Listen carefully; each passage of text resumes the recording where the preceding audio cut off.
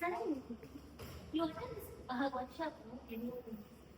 Yeah, I attended the workshop based on cerebral palsy in surveillance last week.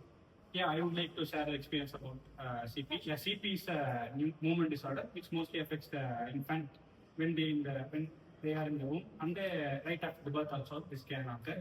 The risk factors about this case is about the risk factors are the child when it's out for the delivery in terms of intake of amniotic fluid, it can also affect the development of cerebral palsy. Then there are more cerebral palsy risk factors like genetic factors and surrounding factors like smoking, alcoholism, which are addicted for the woman by the mother. Then that's a great call being assessed. What is GMS? Gross motor function classification system. This is very helpful for detecting and preventing the dislocation in cerebral palsy patients, which is divided into 5 groups. Grade 1, which is independently they can do whatever they want to do.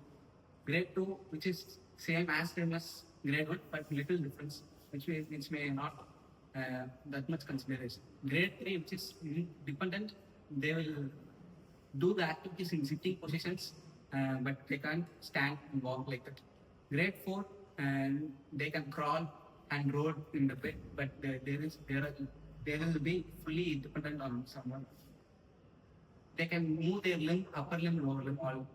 Grade 3, completely dependent. They can't even move their limbs and roll. Hi guys, so I was hearing about your talks about the CP and the hip discrepancy. So I'm here to ask, like, my friend was affected by CP, and after 2 or 3 years, he was also had a shift in his hip. I don't know how to explain it, but when he got the medical help, they said there's a change in his pattern. So do you know something about that? Yeah, in cerebral palsy kids, they have the abnormal gait pattern. Due to the contraction and the spasticity of the muscles, mostly the spasticity occurs in the flexor of the hip and other muscles also. Due to the spasm of the muscles, they have abnormal gait patterns like crouch gait and cesarean gait. In cesarean gait, we can observe that both the knees are not inside. They will walk like this pattern. This is called cesarean gait. And in crouch gait, they will walking like a squatted position. So this is called crouching gait. We can improve the gait pattern by strengthening the muscles. Okay, bro. Now, how do you improve the mobility of the? Yeah, the same answer. By improving and strengthening the coactivators and fixators and other group of muscles in the hip region, we can improve the gait pattern of the kids. Okay, why it is so important to have surveillance?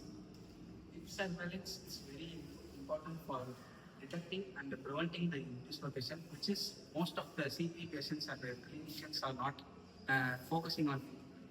So we have to surveillance based on the migration percentage, based on the GMFSC level, which is directly proportional to the migration rate percentage. If the GMFSC level is increased or raised, the migration percentage in the hip also will be more. Okay, what is migration percentage and what are the stages of migration? Yeah, migration percentage is a tool to calculate angle and the migration of the hip from the acetabulum, femur from the acetabulum. The stages of migrations is divided into 3: the dysplasia, dislocation, and subluxation. For improved or increased migration percentage angle, the stages will be increased. So what did you experience? How was the experience of pain? Yeah, the experience was very good. I gained some knowledge about CP child and improving their gait patterns and surveillance in the hip, which is mostly neglected by the most of the parents and the therapists. Yeah, that's all. Did they use any new techniques for the treatment? Did they Yeah, there are specific treatments which are taught by the organizer, which is mostly related to the baby movements in the infant stage. From we will develop our movements, like crawling, tilting our head up. That these moments will be helpful in strengthening muscles of babies. Okay, have you seen any X-rays on CPH and how the dislocation and subluxation was? Yeah, they are shown us some X-rays of the dislocations and the migration muscles. We have gained some knowledge, some